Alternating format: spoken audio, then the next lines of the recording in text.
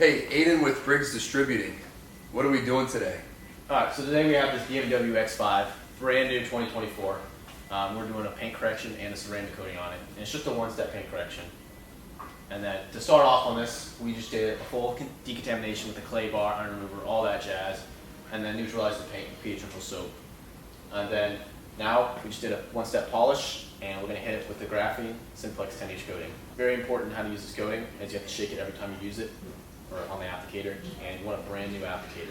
Because if you use one that already has been used on ceramic, it's almost like you have glass shards in the applicator just scratching away at the freshly polished paint that you spent all your blood, sweat, tears on.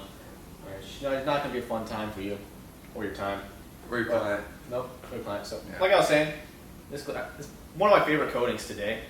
Very easy to work with. One very important thing about it, again, is shaking it up. And other than that, it's like every other coating. I like to compare it to Geon Pure. It's just very light. You do pretty much the whole hood at once, and then wipe it off behind yourself. It's pretty scary though, especially on a white car, because it'll make it look like it's dirty. So, do a little application here after I panel prep this. And I've never used this ever in my life, so I'm pretty excited to see how it turns out. Yep. Most importantly, before you lay the ceramic down, you want to panel prep. It could be just straight up rubbing alcohol or eraser is my personal favorite. I just love the smell of it. But anyways, all you do is just mist the panel, and then I'll use the wet side of my rag, and I'll go linear. Get every edge possible. For demonstration purposes, I'm just doing this section of the hood, but I would usually do half the hood and then the other half. So wet side, and then flip to the dry side and go the other direction just so I get any possible streaking, and just make sure everything's clean. And then you get a really bright light like this. That's a bright light. There's a pretty bright light. Something like that. And I like to look kind of with the reflection and make sure I don't have any streaks, linting, nothing. Because I want this panel as bare as possible so the ceramic is as easy and straightforward as possible to lay. Alright, so cool, I don't have cool. to knock down any high spots or deal with any lint. So, yeah, so just you want to make sure to shake this up just so everything's mixed together and you're getting that full benefit of the graphene. If you don't shake it up, it's not the end of the world. You're just not going to get the extra benefits of the hardness of the graphene. Because like I said, it's like carbon fiber, so that's just making the bond that much better and stronger. So all we'll do is we'll prime this pad first, so shake it up, take the lid off, and then I like to do, especially on an applicator this size, is just go like kind of side to side like that, then back to forth. That's just to prime it, and then I'll kind of like mix it together so it's all evenly on there. You can just do a light rub. And then you're about to see the craziness. It's going to look like it's black on there. You're not messing up the paint. It's just the way the graphene is. So I like to make one strip down the middle. So that way, when I go over, it's picking up that fresh ceramic. So say I didn't put that strip and I just went like boom, boom, boom. The ceramic is going to lay much, much, much thicker up here than it is down here. All right, so after you have your strip down the middle, you could do this large of an area. It's perfect with this coating. You could even do half the hood, but just get it, go across, boom, boom, boom.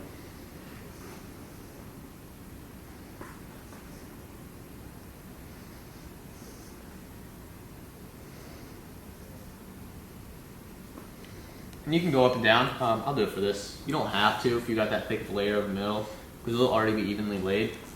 If you have a good enough technique, you don't have to do this. Let's kind of like cover your tracks.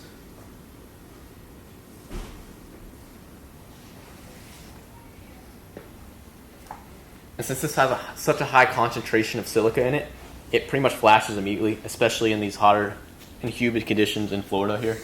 So we can pretty much wipe this off immediately.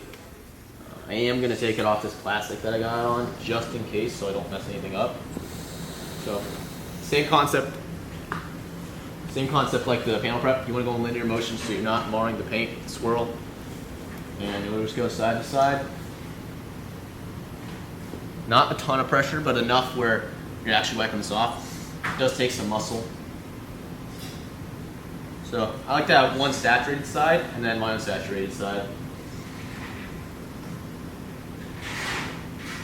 And we'll just wipe it till it looks streak free. And one little trick that you may not notice is that I'm wiping the product inwards instead of pushing it out and leaving high spots all around the area. So just wiping it in,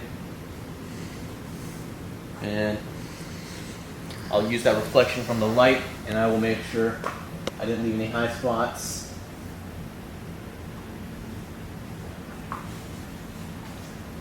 We're good. And it's that easy. Cure time for this is around 2 hours for it to actually dry. Between coats, I would recommend 30 minutes to 45 minutes. If you're putting a different ceramic on top, such as can coat or their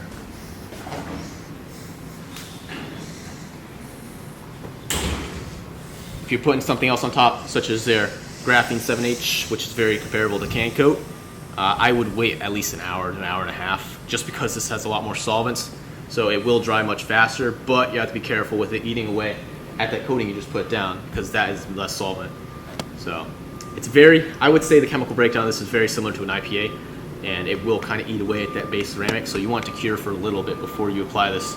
But this coating, it's not the slickest coating, but it is the hardest coating and the most protective coating I've found so far. Whoops. Nobody saw that. We're showcasing this, so I'll put this in. Yeah, so that's how simple the application is for this. Like I said, Dude, I'm not gonna lie, that was actually pretty easy. Yeah. I have a question though. Can you show me a little bit better? Because I personally would like to know what you were talking about when it looks dirty when you apply it. Because I didn't really catch. Here. I didn't really catch that on camera. It kind of looks like your applicator is dirty, so you won't really see it crazy. You have to really have an eye for it, but I just put more on here. You'll see when I'm doing this, it kind of looks like it's dirty. The applicator isn't dirty, and the ceramic isn't dirty. And it really does help on white paint, because you can see, oh dang, I have Mount Everest here. So we'll just wipe that off. Oh yeah, dude. Check that out. It's like I laid it very evenly, so right everything looks there. evenly black. But it almost looks like you're taking up some like black trim residue up onto the paint. it's crazy, right? Yeah, it is pretty crazy. So it's kind of like the first time you use it, especially in a white car, you'll be tripping out or like oh crap, what did I do? Or just don't worry, that's just the coating. Yeah, that's how easy it is to apply this coating. We just did the whole entire car in less than 30 minutes. If you have any questions or concerns, feel free to call us at 407-668-3751.